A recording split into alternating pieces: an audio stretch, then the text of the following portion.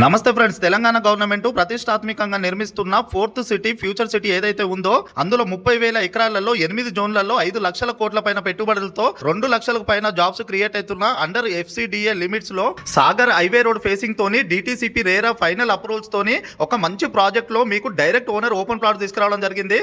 ఈ వెంచర్ పేరు వచ్చేసి మనదీప గ్రూప్ వారు నిర్మించిన 7 హిల్స్ ఫ్యూచర్ సిటీ.